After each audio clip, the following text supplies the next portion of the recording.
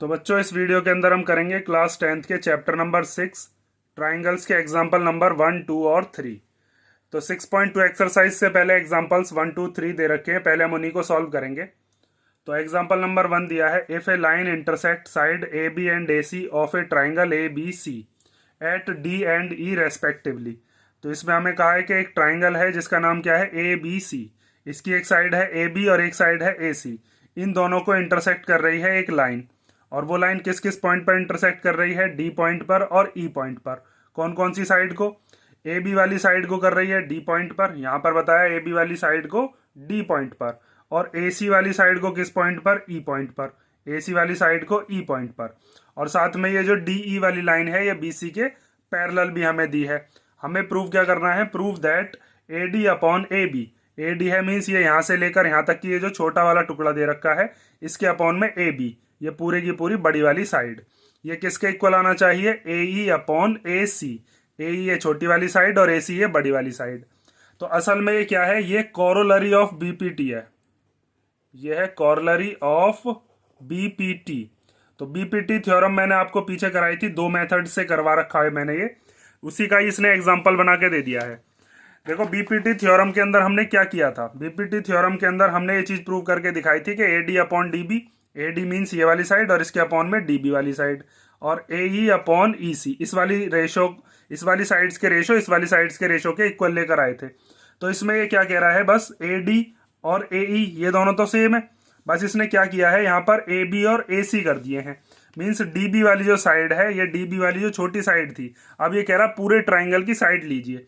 तो इसी को ही हम क्या करेंगे, फर्दर आगे सॉल्व करेंगे, A D upon A B, और हमें क्या करना है इधर से ए ई अपॉन ए सी। ये चीज हमें प्रूव करनी है। तो इसको हम क्या करेंगे, बीपीटी की हेल्प से ही प्रूव कर देते हैं। बस आपको क्या करना होगा, यहाँ पर आपको डीबी को और ईसी को चेंज करना होगा, और उनको चेंज करके ए बी और ए सी बनाना होगा। कैसे बनेगा वही चीज बस हमें देखनी है। तो सबसे पहले इसके अंदर हम वही चीज लिखते हैं कि हमें क्या क्या चीज इसमें गिवन है। तो सबसे पहले हमें इसके अंदर गिवन दे रखा है, जो हमारे काम की बात है वो ये है कि डी ई जो है वो क्या है, पैरेलल है बी सी के। ठीक है, यहां पर बताया है इसने कि एक लाइन है जो कि इंटरसेक्ट कर रही थी, वो पैरेलल थी बी सी के। और हमें प्रूव क्या करना है, तो आप लिखोगे टू प्रूव, हमें प्रूव करना है कि A D upon A B equal आना चाहिए किसके, ए ई अपॉन ए सी के। ठीक है, ये चीज हमें क्या करनी है, प्रूव। तो बहुत सिंपल सा एग्जांपल है ये, लेकिन इसी को ही हम कोरोलरी ऑफ बीपीटी भी कहते हैं, ये चीज याद रखना, क्योंकि ये बीपीटी से ही आगे का स्टेटमेंट है, बीपीटी वाले स्टेटमेंट से ही इसको हम सॉल्व कर देंगे। अब यहां पर तो इसने A D upon A B कहा है, ऐसा भी हो सकता है ये D B upon A B कह दे, वो भी मैं आपको बता दूंगा इसी में ही कि अगर ऐसा क्वेश्चन आ जाता है तो हम कैसे सॉल्व करेंगे। तो सबसे पहले अब इसका हम देखते हैं प्रूफ में क्या क्या चीज करनी है। तो आप देखिए अब इसका प्रूफ, तो हम यहां पर लिखते हैं कि सिंस डी ई जो है वो क्या है, पैरेलल है बी सी के। और जब डी ई बी सी के पैरेलल है तो हम क्या लिख सकते हैं, A D upon D B equal to A E upon E C. क्यों लिख सकते हैं, बीपीटी थ्योरम में ये चीज हमने प्रूव कर रखी है। तो हम लिख सकते हैं so A D upon D B equal to A E upon E सी।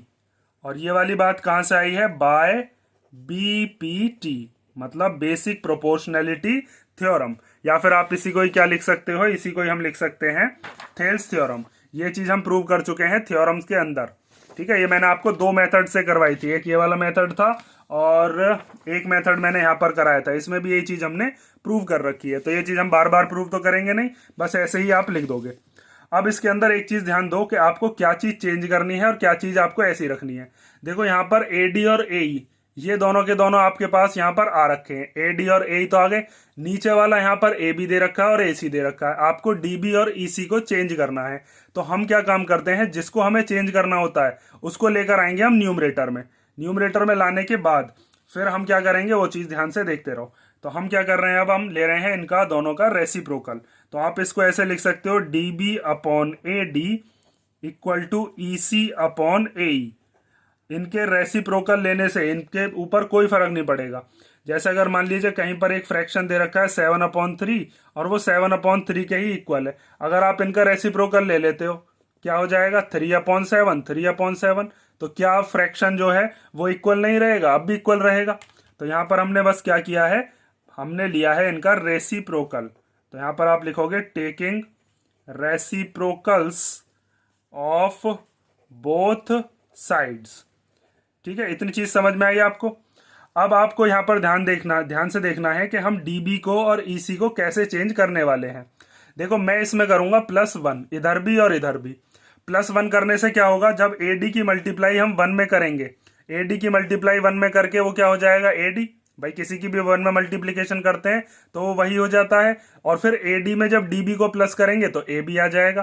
फिर ऐसे ही इधर से ईसी को भी हम क्या बना देंगे, एसी। देखते रहो जो चीज मैं आपको बता रहा हूं। हम क्या करते हैं यहाँ पर dB/AD, इसमें प्लस कर देते हैं 1, और ऐसे ही EC/AE में भी क्या प्लस कर देंगे 1।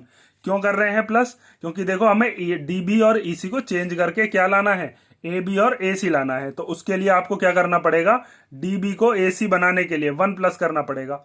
अब इस डीबी की इधर 1 में मल्टीप्लाई करो। भाई जब हम इसके नीचे 1 मान के एलसीएम लेते हैं तो इसकी इधर मल्टीप्लाई करते हैं ना। ये चीज मैंने आपको कई बार बता रखी है।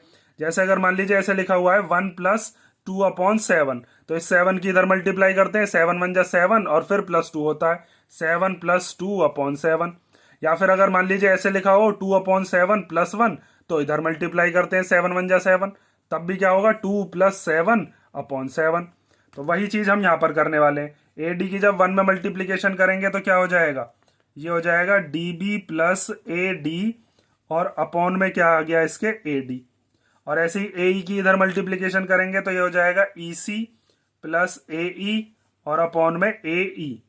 अब फिगर के अंदर ध्यान से देखकर बताइए कि डीबी और AD को जोड़कर, डीबी और AD को जोड़कर कौन सी लाइन बन रही है। डीबी ये वाली साइड है, AD ये वाली साइड है, दोनों को जोड़कर क्या बन गया पूरा का पूरा AB। तो यहां पर हम लिख सकते हैं AB। अपॉन में क्या है इसके, अपॉन में है AD, तो वो लिख दिया हमने। ऐसे ही EC और AE को जोड़कर, EC है ये वाली साइड और AE है ये वाली साइड, इन दोनों को जोड़कर कौन सी साइड बन रही है, AC। और अपॉन में क्या दे रखा था इसके AE, उसके साथ हमें कुछ करना ही नहीं है। अब हमें जो चीज लेकर आनी थी उसमें AD ऊपर था, AB नीचे था, AE ऊपर था, AC नीचे था। तो इनका दोबारा से क्या कर देते हैं, हम रेसिप्रोकल ले लेते हैं, और हमारी जो चीज थी वो प्रूव हो जाएगी। तो आप क्या करो इसमें, टेकिंग रेसिप्रोकल्स, टेकिंग रेसिप्रोकल्स क्या हो जाएगा, AD/AB इक्वल टू आ जाएगा AE/AC। और यही चीज हमें क्या करनी थी, प्रूव करनी थी। ठीक है। और देखिए अगर क्वेश्चन आता है इस तरीके से कि अगर आपको डीबी के अपॉन में क्या लाना है, AB, और साथ में इक्वल टू में लाना है EC के अपॉन में AC।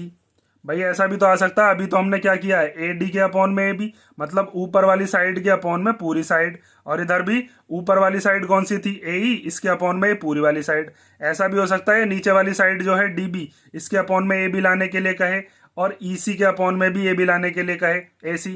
तो हम क्या काम करेंगे, सीधा सीधा ही इनमें क्या कर देंगे, +1 कर देंगे, +1 कर देंगे, और हमारा जो आंसर है वो आ जाएगा।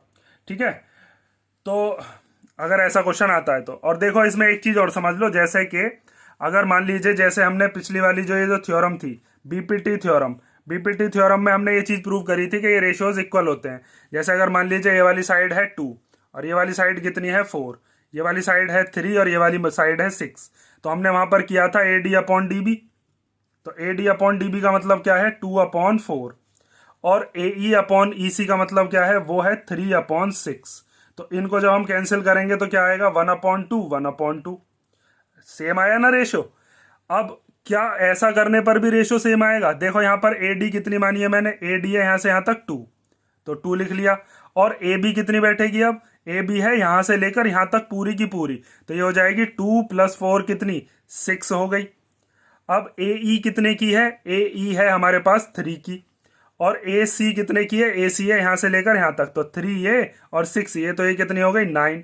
तो 2 1 जा 2 और 2 3 जा 6, 3 1 जा 3 और 3 3 जा 9। तो इसका मतलब ये है कि हम AD/DB और AE/EC तो लिख ही सकते हैं बीपीटी से, साथ में हम उसकी कॉर्लरी से क्या लिख सकते हैं कि AD/AB equal to A E upon A C भी हम लिख सकते हैं, तब भी रेशो इक्वल ही आता है। ठीक है, ये हो गया आपका एग्जाम्पल नंबर 1। और अब हम देखेंगे एग्जाम्पल नंबर 2 नेक्स्ट वीडियो के अंदर। ये वाला एग्जाम्पल आप कर लो, और अगर इसमें कोई डाउट हो तो आप कमेंट करके पूछ लेना। ठीक है, क्योंकि फिर अगर मैं एक में ही कराऊंगा तो वीडियो लंबी हो जाएगी। बाकी के एग्जाम्पल नेक्स्ट वीडियोज में देखते हैं हम।